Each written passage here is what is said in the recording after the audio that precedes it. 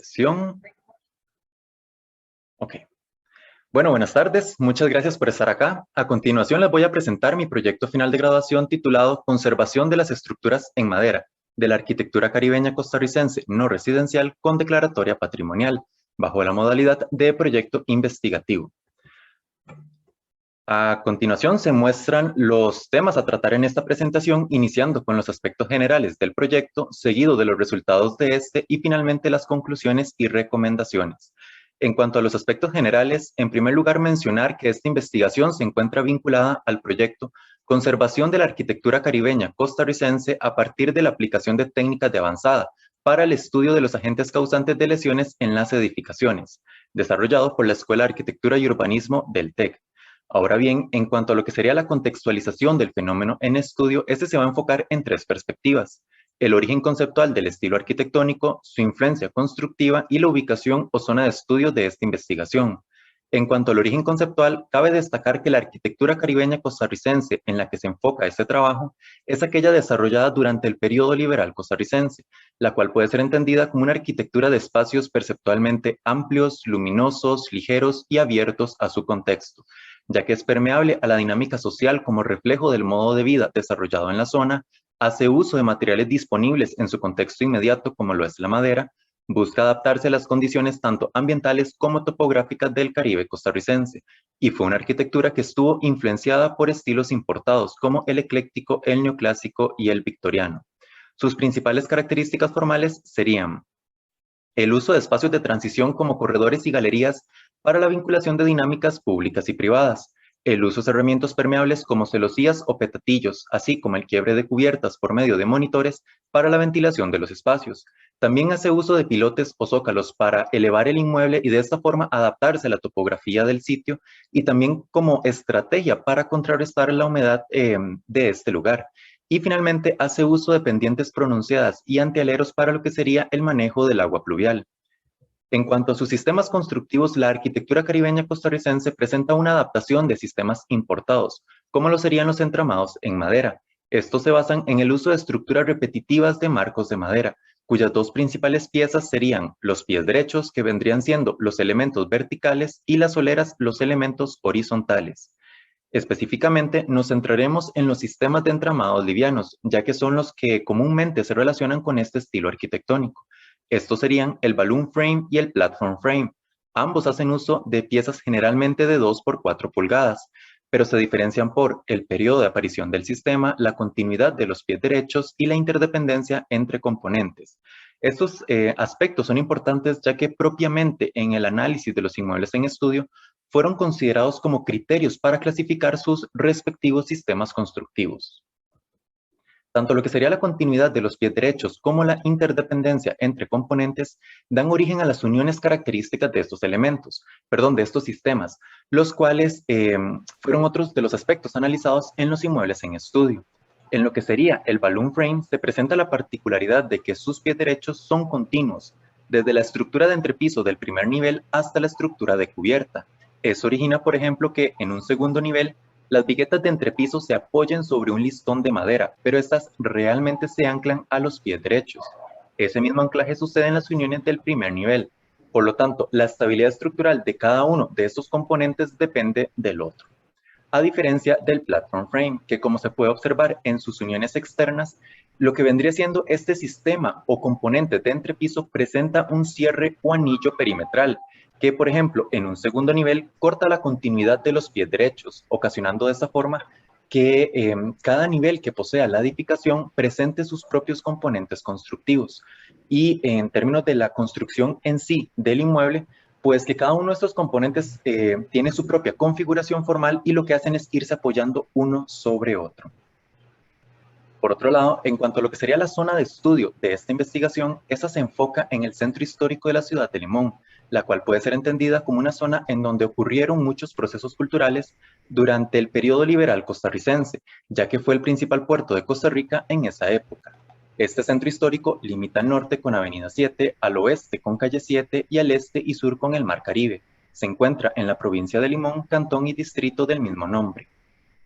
En cuanto a lo que sería la problemática detectada, actualmente existe un deterioro y una acelerada pérdida de estos inmuebles en la zona de estudio, principalmente por los siguientes aspectos: el poco mantenimiento que estos inmuebles han recibido, el desuso de los mismos, sumado a esto también la constante interacción con las condiciones ambientales propias del Caribe costarricense. Sin embargo, existe un cuarto factor, el cual es la pérdida del oficio y por ende del conocimiento técnico constructivo aplicado en dichos inmuebles. Es en este punto en el cual se enfoca esta investigación y para lo cual se plantea la siguiente pregunta: ¿cuáles son las consideraciones técnicas y formales cuya aplicación puede ser pertinente para posibles intervenciones en los inmuebles no residenciales con declaratoria patrimonial del centro histórico de la ciudad de Limón, permitiendo la conservación de su tejido histórico? En cuanto a lo que sería el alcance como tal del proyecto, este se enfoca exclusivamente en el desarrollo de dichas consideraciones, y para lo cual se tienen dos casos de estudio, los cuales corresponden a la arquitectura caribeña costarricense no residencial construida en madera y que posee declaratoria patrimonial. Estos serían la Casa Misionera de la Iglesia Bautista y la antigua Capitanía de Puerto Limón. Sin embargo, lo que se propone en este trabajo puede ser aplicable en otros casos también, siempre y cuando los análisis independientes de estos lo demuestren. Como objetivo general del proyecto se tuvo el determinar consideraciones técnicas y formales que permitan la conservación estructural y arquitectónica de los bienes inmuebles patrimoniales en madera del centro histórico de la ciudad de Limón, mediante el análisis de la Casa Misionera de la Iglesia Bautista y la antigua Capitanía de Puerto Limón. En total se desarrollaron 3 objetivos específicos, los cuales tienen los siguientes énfasis. El primer objetivo específico se enfoca en identificar el sistema constructivo y las particularidades de este en los inmuebles en estudio, lo cual se tomó como base para la aplicación de las consideraciones en futuros procesos de intervención. El segundo objetivo específico se enfocó en determinar las tendencias en los procesos de intervención de obras declaradas como Patrimonio Histórico Arquitectónico de Costa Rica, que también han sido construidas en madera, esto para su potencial uso en proyectos de conservación. Y finalmente, el tercer objetivo específico se enfocó en desarrollar consideraciones técnicas y formales que puedan ser aplicables en en las uniones características seleccionadas del sistema constructivo de los inmuebles en estudio. Esto para que futuros procesos de intervención en esos inmuebles garanticen o conserven los valores estéticos, científicos e históricos que presentan dichos inmuebles. En cuanto a lo que sería la metodología aplicada en cada uno de estos casos, tenemos que para el primer objetivo específico se realizó el análisis del sistema constructivo de estos inmuebles en cuestión, el cual estuvo enfocado en el estudio de cada componente estructural que conforma dichos inmuebles. En lo que sería el segundo objetivo específico, se llevó a cabo el análisis de los procesos de intervención, el cual estuvo enfocado en conocer o identificar la postura y la aplicación como tal de la intervención. Y finalmente, en el tercer objetivo específico, se llevó a cabo la vinculación de los resultados obtenidos en los objetivos anteriores con algunas consideraciones propias del material constructivo, que en este caso sería la madera aserrada. Y pues bueno, a continuación se presentarán los resultados obtenidos en este proyecto. En lo que sería el primer objetivo específico, en primer lugar se identificaron las piezas que componen dichos inmuebles, así como sus respectivos dimensionamientos. También se identificaron los distanciamientos entre estos elementos y la configuración formal de cada componente constructivo analizado, los cuales fueron los entrepisos, las paredes, las estructuras perimetrales, las circulaciones verticales y las estructuras de cubierta. Esta información permitió el desarrollo de modelos tridimensionales para cada uno de los casos de estudio, así como su respectiva documentación técnica, en donde se especifican distanciamientos, dimensionamiento de piezas, identificación de espacios con su respectivo metraje o área. Y finalmente se lleva a cabo el desarrollo de detalles específicos de cada uno de estos sistemas, más que todo basándose en lo que serían sus configuraciones formales. Esta información se puede ver detenidamente en lo que sería el documento de esta investigación. Y nos permitió llegar a los siguientes hallazgos. En lo que sería la Casa Misionera de la Iglesia Bautista, se identificó la discontinuidad de sus elementos verticales, así como que sus uniones se encuentran influenciadas por ambos sistemas de entramados livianos en cuanto a sus principios, ya que formalmente no responden a ninguno de estos. Otra particularidad detectada en este caso es que la configuración formal de la unión depende del sentido o dirección en la que ésta se encuentra, ya sea que vaya de norte a sur o de este a oeste, lo cual puede tomarse como una adaptación a las posibilidades y al conocimiento propio de la época y zona de estudio. En lo que serían las uniones del primer nivel, Estas siguen el principio del platform frame, ya que las estructuras de paredes llegan a apoyarse sobre la estructura de entrepiso, pero cada uno de esos componentes presenta su propia configuración formal, independientemente del otro componente. Y en lo que serían las uniones del segundo nivel, en aquellas que van de norte a sur, lo que sería el sistema o componente de entrepiso corta la continuidad de los pies derechos, ocasionando de esta forma que cada uno de estos marcos repetitivos característicos de los entramados en madera se presenten de forma independiente para cada uno de los niveles de la edificación. Y en lo que serían aquellas uniones de este a oeste, se presenta más una influencia del balum, ya que a pesar de que existe la discontinuidad de sus elementos verticales, estos se encuentran hasta cierto punto relacionados entre sí, ya que podemos observar acá cómo lo que serían estos marcos de madera en el segundo nivel presentan su propia solera y cómo los marcos del primer nivel presentan también su propia solera. En este caso, solo se hace uso de una única solera. Por lo tanto, existe la discontinuidad de sus elementos verticales, pero se encuentran relacionados o dependientes entre sí, lo cual pues es más característico de este sistema. Y finalmente se identificó que la construcción en sí de la de la casa misionera se encuentra dentro de un periodo de transición entre entramados livianos. Es por estas razones que se consideró a la casa misionera como un híbrido costarricense. Y por otra parte tenemos a la antigua Capitanía de Puerto Limón. En este caso, al igual que el anterior, se identificó la discontinuidad de sus elementos verticales, pero de una forma mucho más clara o notoria que el caso anterior, ya que sus uniones se encuentran influenciadas por el sistema Platform Frame, no solo en cuanto al principio del sistema, sino también en cuanto a su configuración formal. Otra particularidad identificada es que, al igual que el caso anterior, la configuración formal depende del sentido o dirección en la que ésta se encuentra, ya sea de norte a sur o de este a oeste. Podemos observar en las 4 uniones aquí presentadas cómo los distintos componentes constructivos que conforman en sí la estructura del inmueble, que básicamente vienen siendo paredes y entrepisos, lo que hacen es apoyarse uno sobre otro, pero cada uno de estos componentes presenta su propia configuración formal. También se puede observar en aquellos que van de este a oeste, tanto del primer como del segundo nivel, adaptaciones de lo que vendrían siendo esos cierres característicos de los entrepisos del platform frame. Y también se puede observar en ambas uniones del segundo nivel de una forma mucho más clara o notoria esa discontinuidad de sus elementos verticales y también de los marcos repetitivos característicos de los entramados en madera por nivel. Y finalmente se identificó que la construcción de este inmueble se encuentra dentro de un periodo donde el platform frame tuvo mayor auge en Estados Unidos. Este dato en particular es importante, ya que tanto la elaboración de los planos técnicos como la construcción en sí del inmueble estuvo a cargo de la compañía estadounidense United Fruit Company. Es por estas razones que se consideró a esta edificación como un platform frame adaptado. En síntesis, el haber clasificado los sistemas constructivos de los inmuebles en estudio permitió la identificación de esas uniones características o identitarias de dichos sistemas, las cuales se tomaron como base para la propuesta conceptual de consideraciones técnicas y formales, con el fin de permitir la conservación de sus respectivos tejidos históricos. Por otra parte, tenemos los resultados obtenidos en el segundo objetivo específico. Este se enfocó en el análisis de 3 casos de estudio de intervenciones patrimoniales realizadas en inmuebles en territorio costarricense, específicamente en la casona del antiguo Beneficio Miramontes, en el mercado municipal de Ortina y en la casa Saborío González. Estos 3 casos se seleccionaron según los siguientes criterios. La madera debía ser el principal material constructivo utilizado en el inmueble, principalmente en su estructura primaria. Su sistema constructivo debía responder a uno de tipo entramado y que la construcción en sí de la edificación fuera contemporánea a la de los inmuebles en estudio del centro histórico de la ciudad de Limón. En cuanto a lo que sería el análisis como tal de esta intervención, estuvo enfocado en conocer 3 aspectos: las intenciones en el proceso de intervención, los grados de intervención aplicados y las decisiones de diseño implementadas, dando como resultado la identificación de los criterios de intervención utilizados en este tipo de procesos, los cuales son el criterio de mínima intervención. Este consiste en intervenir solo lo necesario y principalmente cuando se hace referencia a afectaciones superficiales en estas piezas.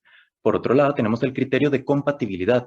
Este busca que si se requiere incorporar una nueva pieza a la estructura original o existente de estos inmuebles, pues que ésta cumpla con ciertas características similares a sus semejantes en la edificación. Por otro lado, tenemos el criterio de distinguibilidad. Este busca el respeto por la originalidad del inmueble. Por lo tanto, cualquier trabajo realizado en esa edificación, lo que se recomienda es que sea diferenciable de lo que presentaba ese inmueble previo a dicho proceso.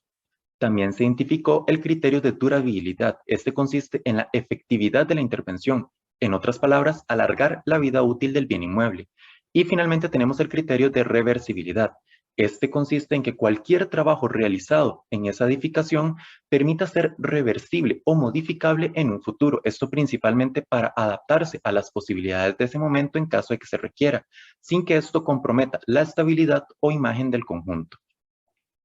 Y por otra parte, se identificaron las técnicas de intervención aplicadas, las cuales son la técnica de Resane, que consiste en aplicar técnicas de conservación sobre la pieza original o existente, ya que ésta no presenta daño estructural y puede ser considerada la menos invasiva en este tipo de procesos. Por otra parte, tenemos la reconstitución, que consiste en el rescate de piezas que poseen daño estructural, pero este es puntual, por lo tanto, se puede extraer esa zona dañada de la pieza y en su lugar incorporar un injerto o prótesis. Y finalmente tenemos la sustitución, que consiste en el reemplazo total de la pieza. A pesar de ser la técnica más invasiva que se puede aplicar en estos procesos, fue la más utilizada en los casos de estudio. De ahí la importancia de conocer cómo fue dicha aplicación como tal. Por lo tanto, cuando se requirió incorporar nuevas piezas a las estructuras de estos inmuebles, se identificó que se emplearon uniones existentes o ya presentes en esas edificaciones para dicha incorporación, como se puede ver en los 3 casos de estudio. Sin embargo, en lo que respecta a la sujeción entre esas piezas, se identificó que se emplearon elementos de sujeción metálicos no contemporáneos a la construcción de los inmuebles. Básicamente, elementos que se ajustan a las posibilidades actuales o que comúnmente son utilizados hoy en día en estructuras de madera. Estos serían las clavijas atornilladas, las clavijas apernadas y los conectores de superficie. En síntesis, el haber identificado esos 3 aspectos nos permite, en el caso de los criterios, conocer cuáles son algunas de esas buenas prácticas que se han aplicado en procesos de intervención patrimonial. En el caso de las técnicas, conocer qué grado o nivel de intervención se requiere aplicar en el bien inmueble según el estado de conservación que esté presente. Y en cuanto a lo que serían la aplicación de las técnicas haciendo referencia a la incorporación de nuevas piezas, conocer cuáles son algunas de esas estrategias que se han utilizado para adaptar estos procesos a las posibilidades actuales y para cada uno de esos casos establecer parámetros o lineamientos para su potencial uso en procesos de intervención. Y finalmente tenemos los resultados obtenidos en el tercer objetivo específico, que ya vendrían siendo esas consideraciones técnicas y formales que se pueden aplicar en futuros procesos de intervención patrimonial. Estas consideraciones se basan en 3 aspectos: en los criterios y técnicas de intervención identificadas en el objetivo anterior, en las características de la madera aserrada principalmente cuando se requiere hacer incorporaciones de nuevas piezas a las estructuras de estos inmuebles y en el empleo de uniones mecánicas contemporáneas. En cuanto a lo que serían las consideraciones para la aplicación de los criterios de intervención, esos se enfocaron en 2 aspectos: en resaltar la finalidad del criterio y en desarrollar métodos o estrategias para su implementación, lo cual veremos a continuación de forma sintética. Para lo que sería el criterio de mínima intervención, cuya finalidad es intervenir solo lo necesario, las estrategias desarrolladas se enfocaron en el tratamiento de lesiones superficiales en las piezas. Para el caso de la compatibilidad, que busca el comportamiento similar de las piezas nuevas y existentes, las estrategias se enfocaron en las propiedades de las especies de madera y en las características formales de las piezas. Para el caso de la distinguibilidad, que busca mantener la autenticidad del inmueble, las estrategias se enfocaron más que todo en aspectos visibles de esas piezas, como el acabado, el diseño o el marcado de las mismas. Por otra parte, para lo que sería el criterio de reversibilidad, que busca permitir esa transformación del proceso en un futuro, las estrategias desarrolladas se enfocaron más que todo en la escogencia de los elementos de sujeción metálicos y su instalación. Y finalmente, para lo que sería el criterio de durabilidad, que busca la preservación del inmueble en el tiempo, las estrategias desarrolladas se enfocaron en las propiedades de las especies de madera, en los tratamientos de las piezas de madera y en la escogencia y tratamiento de los elementos de sujeción metálicos. Por otra parte, tenemos las consideraciones para la aplicación de las técnicas de intervención. Esas se enfocaron en 3 aspectos: en resaltar la finalidad de la técnica, en desarrollar o generar una guía básica para su implementación y en identificar cuál es esa relación que existe entre estas técnicas y los criterios anteriormente mencionados. De igual manera, lo veremos a continuación de forma sintética. Para lo que sería la técnica de resane, cuya finalidad es darle uniformidad a la pieza de madera, la guía básica desarrollada consiste en 6 pasos a seguir. Estos abarcan aspectos como la preparación de la pieza, la aplicación de la técnica como tal y el acabado de la pieza en caso de que se requiera. Esta técnica se relacionó con el criterio de mínima intervención. Por otra parte, tenemos la reconstitución. Esta consiste en el reemplazo parcial de la pieza. Ese reemplazo se valoró a partir de un porcentaje de conservación. Específicamente, se recomienda reconstituir un elemento estructural de madera si ésta presenta hasta un 25% de daño estructural puntual. La guía básica en este caso consiste en 8 pasos a seguir, que van desde la preparación hasta el acabado de la pieza, y se recomienda utilizar uniones presentes en el inmueble para la incorporación en sí de ese injerto o prótesis, principalmente por un tema de coherencia estilística en el conjunto. Esta técnica se relacionó con los criterios de compatibilidad, durabilidad y distinguibilidad. Y finalmente tenemos la técnica de sustitución, que consiste en el reemplazo total de la pieza. Este reemplazo, al igual que el anterior, se valoró a partir de un porcentaje de conservación. Específicamente se recomienda sustituir una pieza estructural de madera si ésta presenta un 75% o más de daño estructural. La guía básica en este caso consiste en 4 pasos a seguir. Al igual que los anteriores, van desde la preparación hasta el acabado de la pieza, y también se recomienda utilizar uniones presentes en el inmueble para dicha incorporación. Esta fue una técnica que también se relacionó con los criterios de compatibilidad, durabilidad y distinguibilidad. Ahora bien, en cuanto a la incorporación de las nuevas piezas, hay que tomar 2 aspectos en cuenta. Uno de estos ya se ha mencionado, que es la incorporación en sí de ese nuevo elemento, pero existe un aspecto previo a, y es el cómo elegir esa nueva pieza de madera cerrada. En ese punto hay 2 consideraciones básicas que se requieren tomar en cuenta: la disposición de las fibras según el esfuerzo al que deba estar sometida la pieza y los defectos admisibles en madera aserrada, ya que dependiendo de cómo estos 2 factores o consideraciones se presenten en este nuevo elemento, se puede o no afectar su capacidad de resistencia y, una vez incorporado en el inmueble, afectar la estabilidad estructural del conjunto. Por lo tanto, en cuanto a la disposición de las fibras según los esfuerzos que puedan presentar estas estructuras, en primer lugar se identificaron cuáles serían esos esfuerzos básicos a los que estarían sometidas estas piezas, los cuales serían la tracción, la compresión, la flexocompresión, la flexión y el cortante, para lo cual se determina que las fibras de la madera sean paralelas a los esfuerzos de tracción, compresión, flexocompresión y flexión, pero perpendiculares al esfuerzo de cortante. Y en cuanto a los defectos admisibles en piezas con fines estructurales, en primer lugar se identificaron cuáles serían esos defectos admisibles en este tipo de piezas, los cuales serían la inclinación del grano, que básicamente viene siendo un reflejo visible de la disposición de las fibras de la madera en la pieza, y por otro lado tenemos la presencia de nudos. En cuanto a la inclinación del grano, lo que se recomienda es que sea de inclinación media o recto. Eso se evalúa en el canto superior de las piezas. Acá tenemos un ejemplo de cómo se vería una inclinación media del grano y aquí cómo se vería un grano recto. Y en cuanto a la presencia de nudos, lo que se recomienda es dividir la pieza en 3 partes iguales, a lo que se le denomina tercios, y que preferiblemente los nudos se encuentren en el tercio central de la pieza, ya que es la zona que permite mayor flexibilidad en cuanto al dimensionamiento de estos elementos. Pero en ningún caso puede tratarse de un nudo pasante, ya que estos sí afectan la resistencia en sí del elemento. Un nudo pasante básicamente viene siendo aquel que va de lado a lado de la pieza. Y finalmente tenemos las consideraciones para el uso de elementos metálicos contemporáneos, a lo que se le denominó pautas formales.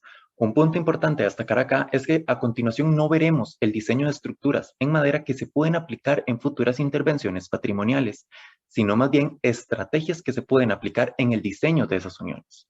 Esas pautas formales se basan en 4 aspectos: en brindar las principales consideraciones en el diseño de la unión tomando en cuenta la pauta, en hacer las observaciones generales de la pauta, en hacer mención del uso habitual del elemento metálico utilizado y en brindar las principales recomendaciones o aquellas recomendaciones básicas en cuanto a su instalación.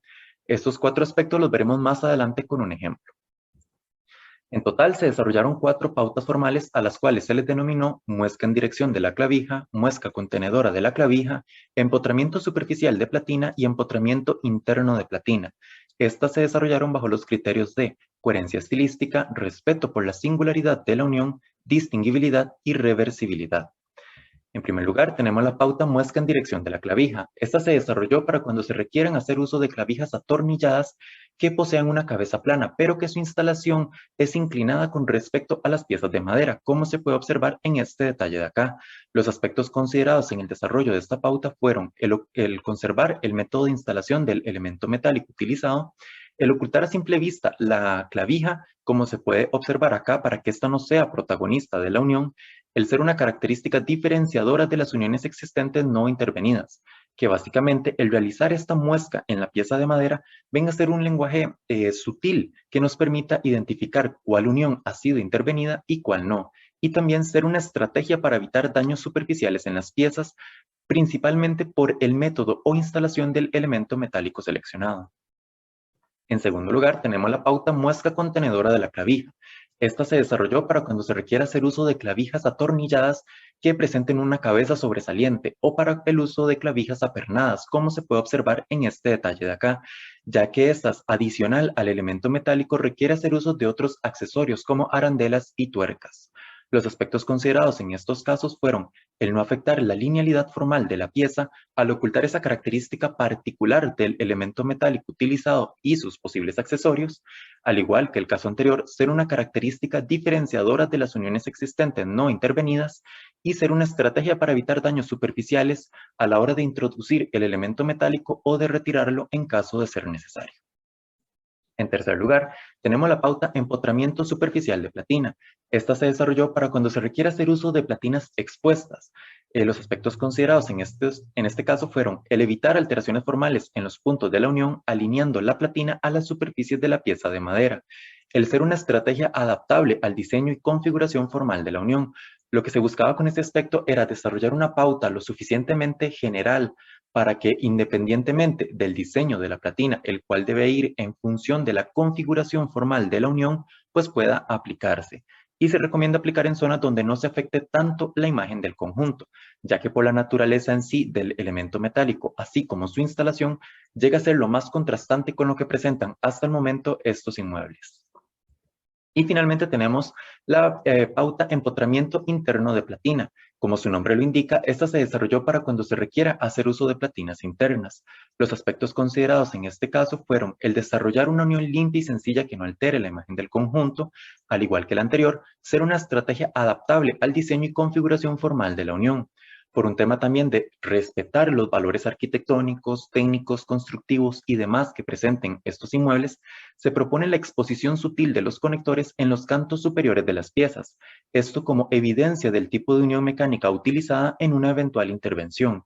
Y finalmente se consideró la protección del elemento metálico utilizado para una mayor efectividad de la unión ante algún tipo de emergencia como un incendio. En síntesis, el objetivo de haber desarrollado estas consideraciones tanto técnicas como formales es para que posterior a un análisis estructural y arquitectónico de un bien inmueble con valor patrimonial que ha sido construido en madera y que requiere ser intervenido, el profesional responsable de este proceso pueda tomar una postura en la cual contemple buenas prácticas al respecto, a su vez, identificar qué grado o nivel de intervención se requiere aplicar según el estado de conservación que presente el inmueble y para lo cual en cada caso se le brinda una guía básica de implementación. Y finalmente, para los casos donde se requiere hacer incorporaciones de piezas a las estructuras de estos inmuebles, se brindan recomendaciones en dos aspectos: en cómo elegir la nueva pieza estructural de madera cerrada y en cómo hacer uso de elementos de sujeción metálicos contemporáneos, para de esta manera no afectar ni la estabilidad estructural del conjunto ni la imagen de este, teniendo de esta forma una herramienta sistemática básica que se puede aplicar en estos procesos. En cuanto a lo que sería la contextualización de esas consideraciones en los inmuebles en estudio, se llevó a cabo a partir o por medio de la selección de uniones características de cada uno de estos inmuebles, como se mencionó en un inicio, teniendo entonces un total de 10 uniones características seleccionadas de la Casa Misionera de la Iglesia Bautista, de las cuales 4 de estas fueron las que influyeron en la clasificación del sistema de entramado del inmueble y las otras 6 vienen siendo uniones particulares de este sistema en comparación con el otro caso de estudio. Y en lo que sería la antigua capitanía de Puerto Limón, se seleccionaron 8 uniones características, de las cuales 4 de estas, al igual que el caso anterior, fueron las que influyeron en la clasificación del sistema de entramado y las otras 4 vienen siendo uniones particulares de este inmueble. Ahora, en cuanto a lo que respecta a la forma en cómo se vinculó toda esta información, se llevó a cabo el desarrollo de fichas para cada una de las uniones seleccionadas, como la que se presenta en este momento. Aquí podemos observar lo que sería la totalidad de la ficha y a continuación veremos el contenido de esta por partes. En cuanto a lo que sería la zona superior de la ficha, se presenta la información general de cada una de esas uniones seleccionadas. En el punto 1 se menciona el nombre de la unión y se adjunta un detalle de esta, en donde cada pieza involucrada se identifica de forma numérica.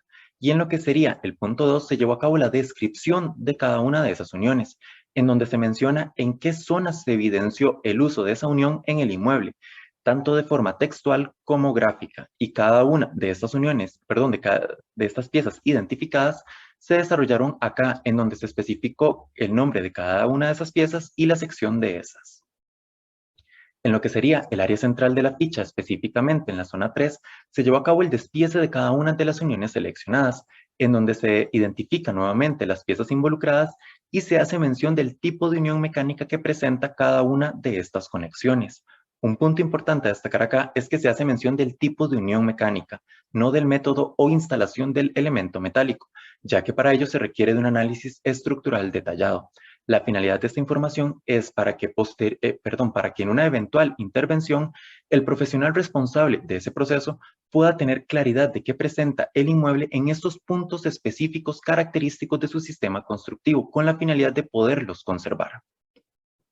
Y en lo que sería la zona 4, se presenta el análisis independiente de cada una de estas piezas, en donde a cada una se le especifica el esfuerzo básico al que se encuentra sometida y en relación a ello, cuál es esa recomendación que se hace en cuanto a la disposición de las fibras en esa pieza, para lo cual se adjunta un diagrama, por llamarlo de alguna manera, personalizado para cada una de estas piezas en relación a esa disposición de las fibras.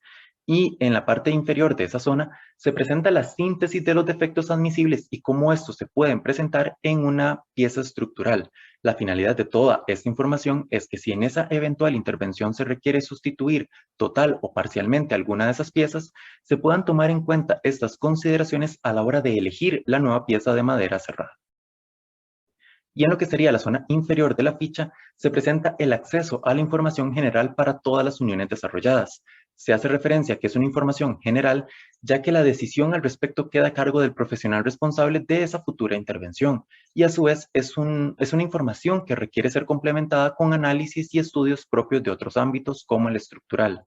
Esta información se desarrolló en tablas para cada uno de los casos y a las cuales hay dos formas de acceder: por medio de la lectura de un código QR o haciendo clic en este icono de acá, el cual es un hipervínculo a la tabla correspondiente. Esa información general, en lo que sería la zona 5, se enfoca en lo que vendrían siendo esas consideraciones formales o pautas formales que se pueden aplicar en futuras intervenciones patrimoniales, haciendo referencia al uso de clavijas tanto atornilladas como apernadas o al uso de placas o conectores de superficie. Y en lo que sería el punto zona 6, se lleva a cabo la misma dinámica, pero en relación a las recomendaciones de intervención en inmuebles con valor patrimonial, en cuanto a los criterios y técnicas de intervención. Pues bueno, estas tablas las veremos a continuación. Acá tenemos la tabla desarrollada para el empleo de las clavijas, tanto atornilladas como apernadas. A su vez, se retoman los aspectos contemplados en el desarrollo de estas consideraciones o pautas formales, y podemos ver cada uno de estos donde se ubica específicamente en esta tabla. Y aquí podemos ver un ejemplo de cada uno de esos aspectos. En lo que sería el punto 1, se tiene como ejemplo la pauta muesca en dirección de la clavija. En estos casos, en primer lugar, se menciona en qué situaciones se recomienda aplicar la pauta formal. Posterior a eso, se adjuntan detalles gráficos de ella y finalmente se brindan las principales consideraciones formales a tomar en cuenta en el diseño de la unión como tal.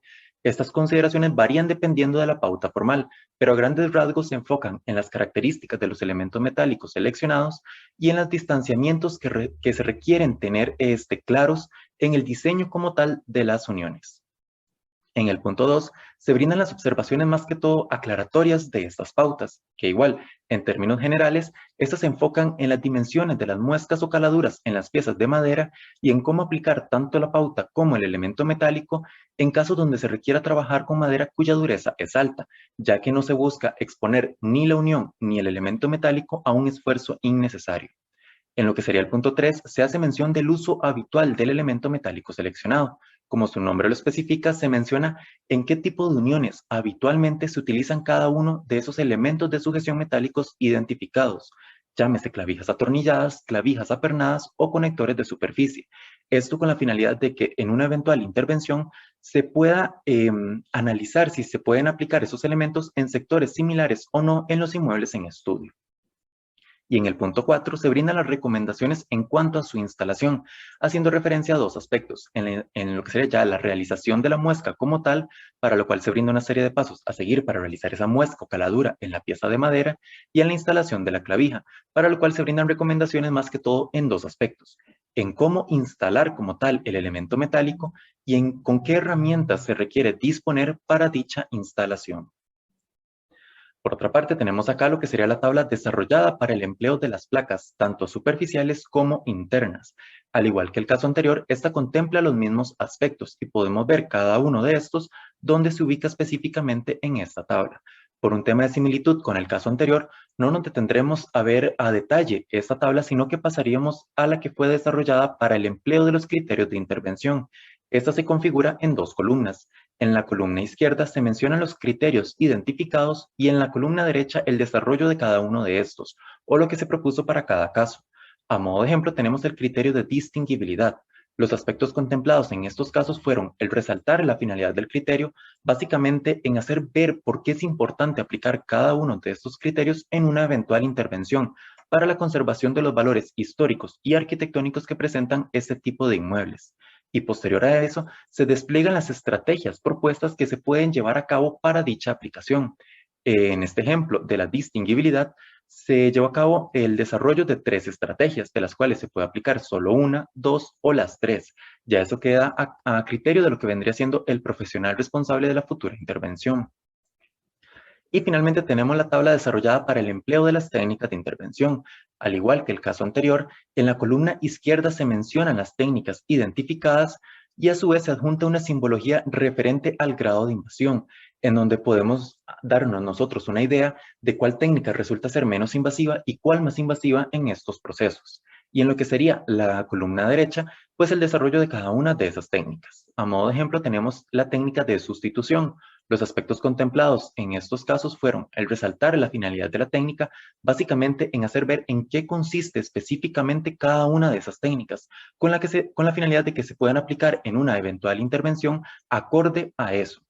Y en este caso específico de la sustitución que trae implícita la incorporación de nuevas piezas, se puede observar acá lo que fue esa propuesta de valorar la pieza a partir de un porcentaje de conservación. Posterior a eso, se brinda la guía básica de cómo poder implementar cada una de esas técnicas. Básicamente, paso 1, paso 2, paso 3 y así sucesivamente para poder aplicarla en una eventual intervención. Y finalmente, se menciona con qué criterios se relacionó cada una de esas técnicas, con la finalidad de que lo que se propuso para los criterios como para las técnicas puedan trabajar de forma conjunta en una eventual intervención. Y finalmente, esta tabla presenta un apartado personalizado para cada uno de los inmuebles en estudio, ya que como se ha hecho mención anteriormente, para cuando se requiera la incorporación de nuevas piezas a las estructuras de estos inmuebles, se recomienda utilizar uniones presentes en los mismos para no afectar la coherencia estilística o la imagen del conjunto como tal. Por lo tanto, en esta zona se hace mención de cuáles fueron esas uniones identificadas en cada uno de los casos de estudio que se pueden aplicar en esas situaciones. Tenemos entonces en la Casa Misionera de la Iglesia Bautista 4 uniones que se pueden utilizar en estos casos y en la Antigua Capitanía 2 uniones. A su vez se menciona en qué elementos y zonas se evidenció el uso de esa unión, con la finalidad de que puedan ser utilizadas en sectores similares por el mismo tema de la coherencia estilística. Ahora bien, por un tema de tiempo no detallaremos cada una de las fichas desarrolladas, pero a continuación se presentan los encabezados de estas. En lo que sería la Casa Misionera de la Iglesia Bautista, se presenta el encabezado de las 10 fichas que fueron desarrolladas para las 10 uniones seleccionadas y en el caso de la Antigua Capitanía, el encabezado de las 8 fichas que fueron desarrolladas para este inmueble.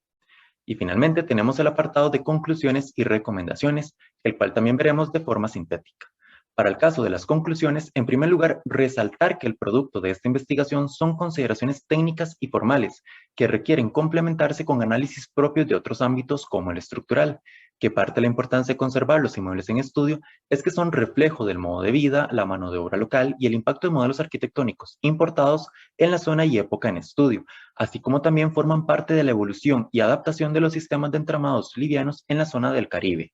También se concluye que es importante considerar que el sistema Balloon Frame no se implementó fielmente en el Caribe costarricense, sino que en su defecto surgieron edificaciones con una hibridación o adaptación de sistemas posteriores a este, que también es fundamental considerar en futuras intervenciones las particularidades identificadas en este trabajo que nos permiten clasificar los sistemas constructivos en madera, esto para conservar los tejidos históricos de estos inmuebles en este tipo de procesos. Lo que sería también el establecimiento de los criterios de intervención y cómo estos se pueden aplicar es un aporte innovador, ya que es la primera vez que dichos criterios se sistematizan en Costa Rica y que se plantean como herramienta previa al diseño de intervenciones, que el tomar en cuenta las consideraciones técnicas y formales propuestas en este trabajo permite que futuras intervenciones conserven la esencia de los inmuebles en estudio sin comprometer la estabilidad estructural de estos, lo cual se alinea con los intereses y recomendaciones emitidas por entidades como la UNESCO. También se concluye que es fundamental realizar un análisis histórico, estilístico, constructivo de un bien inmueble con valor patrimonial previo a su intervención y de esta forma lograr la personalización de ese proceso en donde se respeten los valores que presentan cada una de esas obras. Y finalmente, recalcar que la metodología aplicada no supone ser una serie de pasos a seguir, sino más bien una referencia flexible y adaptable a la singularidad de cada caso. Y en cuanto a las recomendaciones, se les recomienda a los involucrados directos llevar a cabo análisis estructurales, como por ejemplo, diagnósticos de vulnerabilidad sísmica en los inmuebles en estudio. Esto para determinar el estado real en el que estos se encuentran y de esta forma complementar las consideraciones desarrolladas en este trabajo. A lo que sería el Centro de Investigación y Conservación del Patrimonio Cultural de Costa Rica u organizaciones pro conservación, se les recomienda tomar como base general este trabajo y a partir de ahí desarrollar una guía detallada sobre consideraciones que se pueden implementar en futuras intervenciones patrimoniales. A lo que sería la Escuela de Arquitectura y Urbanismo del TEC o a profesionales interesados, se les recomienda basarse en la metodología planteada y aplicarla en otro nivel estructural de las edificaciones en estudio, esto para conseguir un análisis detallado de dichos inmuebles. Y también para desarrollar trabajos investigativos en donde se evidencia el conocimiento técnico constructivo aplicado en inmuebles de madera con valor patrimonial en Costa Rica, y cuáles podrían ser esas posibles variaciones que presenten estos inmuebles según la zona o región donde estos se ubiquen. Y para finalizar, a lo que serían los profesionales a cargo de futuros procesos de intervención, se les recomienda realizar un estudio detallado de los inmuebles en cuestión, esto para corroborar la información brindada en este trabajo y así procurar que una futura intervención se base en el conocimiento fiel de esas edificaciones. El relacionar la información brindada en este trabajo con algunos o con los datos más bien obtenidos en el proyecto de investigación de la Escuela de Arquitectura y Urbanismo al que se encuentra vinculada a esta tesis, para que las futuras intervenciones se rijan por criterios de compatibilidad material y mínima intervención.